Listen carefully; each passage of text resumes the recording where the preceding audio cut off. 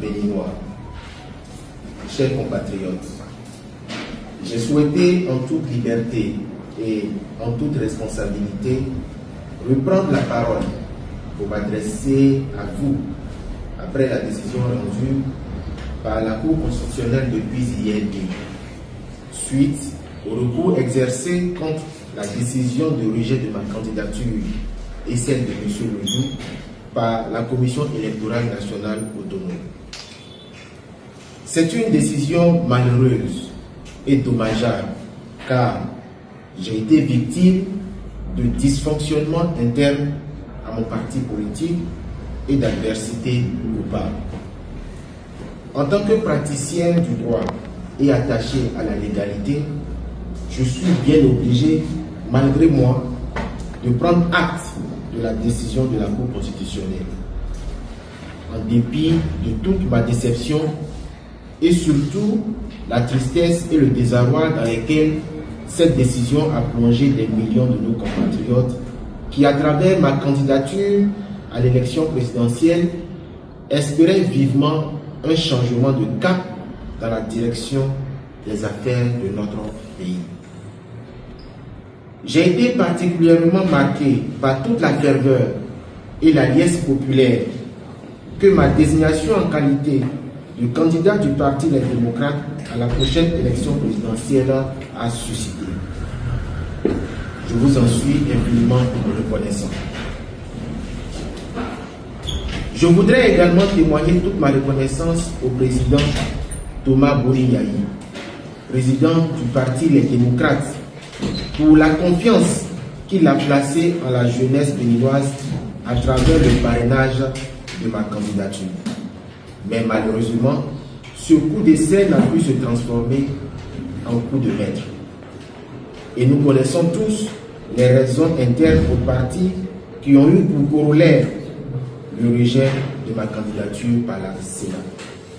À titre personnel, et en tant que chrétien et homme de foi, je n'éprouve aucune rancœur et aucun ressentiment à l'égard de qui que ce soit.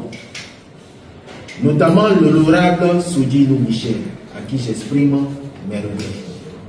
J'invite donc le peuple béninois à en faire de même et à ne poser aucun acte de violence ou de représailles afin de préserver la paix sociale et la concorde. Tout ceci fera partie malheureusement de notre histoire commune, car cette élection, comme bien d'autres, ne sera ni inclusive ni consensuelle, malgré l'indication donnée par le père fondateur de l'Institut de Conférence nationale des forces vives. Mais nous devons préserver la paix et utiliser toutes les voies de dialogue possibles pour le règlement de nos différends.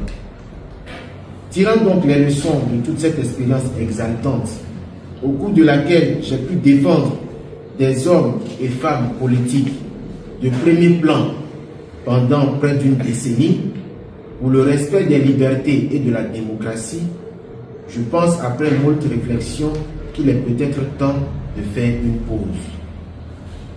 Je voudrais donc annoncer à la nation béninoise mon retrait de la vie politique béninoise pour quelque temps, afin de me consacrer beaucoup plus à ma famille, à mon cabinet et à mes proches. C'est une décision extrêmement difficile, mais longuement réfléchie.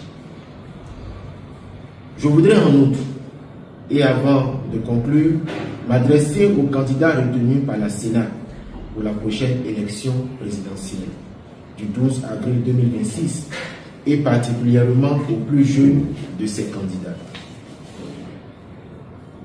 Monsieur le ministre d'État Romuald Wadaye, votre responsabilité dans la conduite de la destinée du Bénin sera grande. Vous êtes brillant et compétent, c'est un secret de polichinelle.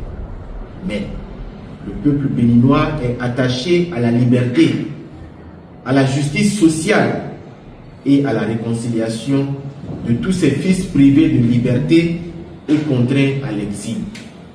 Je vous exhorte, en cas de victoire, et c'est tout le mal que je vous souhaite, de mettre tout en œuvre afin de réunir toutes les sensibilités politiques, économiques et sociales autour d'une même table pour une réconciliation vraie, sincère et pour le bonheur des Béninois.